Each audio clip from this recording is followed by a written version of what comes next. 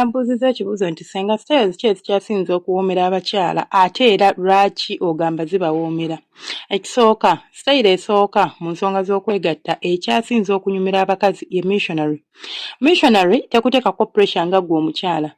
You just have to lie down, omusajja n'akola ebisinga byonna. Teweetaaga teekamu nnyo effort ng'omusajja akupimpira oba ng'omusajja ali mu kuzina. Lwaki? Kubanga ekisooka mu byonna togenda kwesanga nti egenda kubeera kale abamu esobola okubeera uncomfortable but it's rare kubanga eri modifiable nti tusobola okubeera nga tukozesa variations endala bw'ebanga ggwe gye mulimu ssaawa eyo tekusuutinga oba ng'ekumenya but it is one of the best abakyala gye baagala tesumbuwa ekikirala it's because of the comfort ate namba 2 nti omukyala bw'abanga amanyi ensonga z'okwegatta mpozi nga tabimanyi naye bw'abanga mukugu mu section eyo asobola okontrolinga rhythm oba entambuza y'omukira munda nti asobola okukontrolinga omusajja engeri gy'amutambulamu oba omusajja engeri gy'amuyingira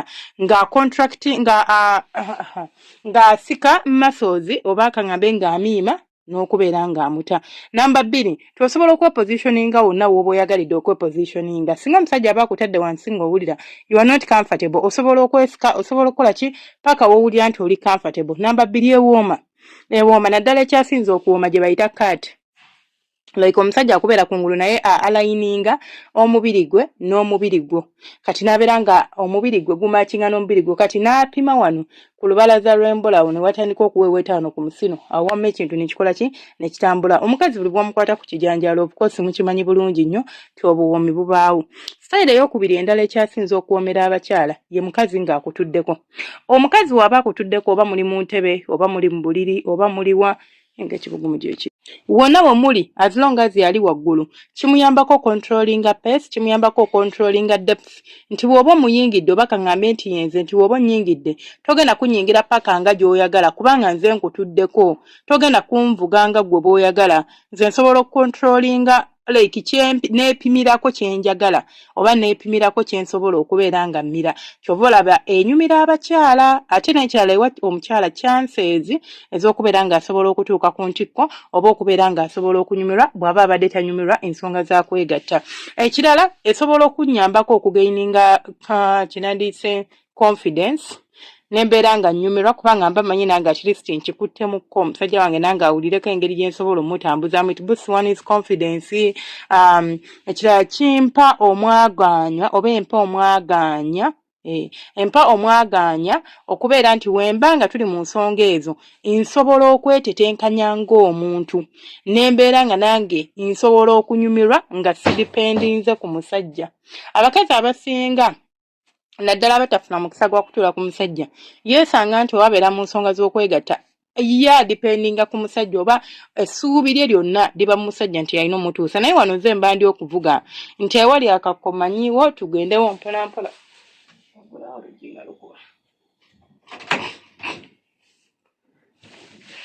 ewali akakomanyiwo kubanga omubiri gwange ngumanyi okusinga omusajja ate era watali kakonawo mba nkola ki mba mmanyiwo. Kasayiro kaffe akokusatu ye kabuzi wabula kabuzi eno si buli mukazi nti emunyumira but it is very satisfying eri abakyala abasinga.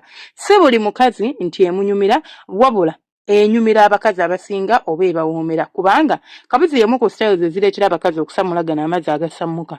Lwaki nti omukazi waba agirimu ng'akutamye omukira gw'omusajja guyitira ddala wali eri ku kabojjambulu sorry dear guyitira ddala wali eri kawompoke mano bakagisport kati buli bwaguyingiza nga guseererayo munda munaye gutakula akafaako omukazi n'abeera ng'asobola okusamula n'okubeera ng'atuuka ku ntikko n'okuwulira obuwoomi obwatafunangako. Kyova olaba abamu bajagala abasinga sigenda kugamba nti abamu abasinga bajagala ate bw'osanga omukazi nga tajagala it is because gwe omusajja tomanyi kyakukola. Styles zino eno zonna ze mulaba ebeera esobola okubeera adjustable okusinziira ku muntu gw'okwasaganya omunene omutini omumpi omuwanvu eyo nabunya gy'olaba erimu ebika nti waliwo woogenda osanga nga wawanvu waliwo ogenda osanga nga wampi kugamba erimu variations ez'enjawulo oba erimu ebika eby'enjawulo kati kiri ggwe gy'oli okumanya nti nabunya gye nkwasaganya mpanvu oba nnyimpi. Bwe mba nga mpanvu mukoze ntya ono, bwe ba nga nnyimpi mukwasaganyizza ntya, bwe mba nga nfunda mukoze ntya, era bw'aba nga mugazi mukoze ntya okubeera ng'anyumirwa ka sitayiro ke tulimu. Nga ggwe omusajja ekyo kiba kikyo tekiba kyange ng'omukyala. Ate nawe ng'omukyala bwe weesanga ng'omusajja oba akulumya oba tomuwulira nga kale tokifunamu, osobola okusalawo okukyusakyusa, mutobeera bubeezaawo nga kiddole nti baakutaddawo nti waakutaddewo oba obeera. Gezaako okukyusa ku kiwato, gezaako okwesika, gezaako okutambula until w'owulira nti muwulira, then obeere ng'ositiifeninga oba ng'owunzikiraawo wennyini w'oba osazeewo okubeera ng'okola ki, ng'owunzikira.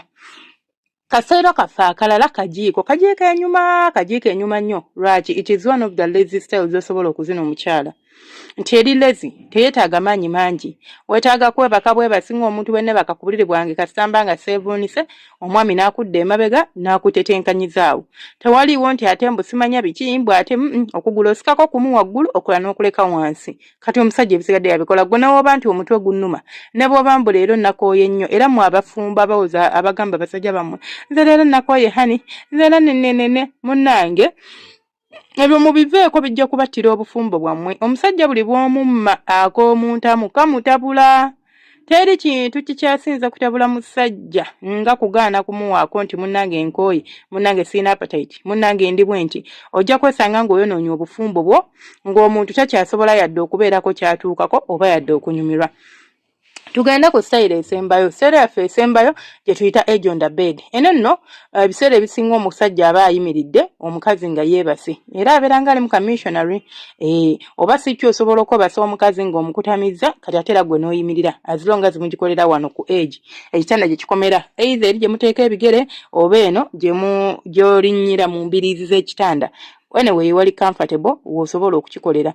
Omukazi agenda kuba anyumirwa ate nawe ogenda kuba onyumirwa. Enyumira abakyala kubanga ekuwa chances ez'okutuuka ku ntikko.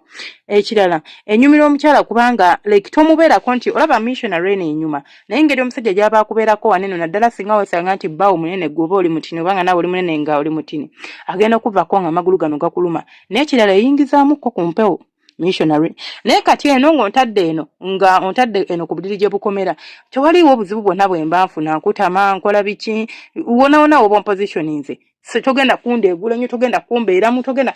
It's kind of something ekiri free, ekinyumira ate nga kikuwa n'omwagaanyi omukyalo okuba nga asobola okweweweeta kajanjaalo n'aba nga asobola okutuuka ku ntikko mangu. Neki ekirala naawe omusajja osobola okugamba nti kamwewete kajanjaalo atuuke ku ntikko mangu. Ebyo nno bye byange nesigala nga nze Ssenga Faith 256 temwerabira ku subscribinga, ku likinga no commentinga.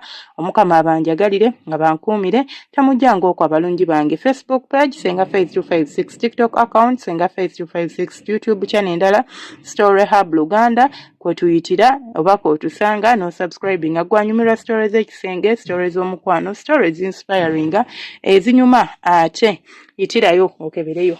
Mweraba temujjanga okwo.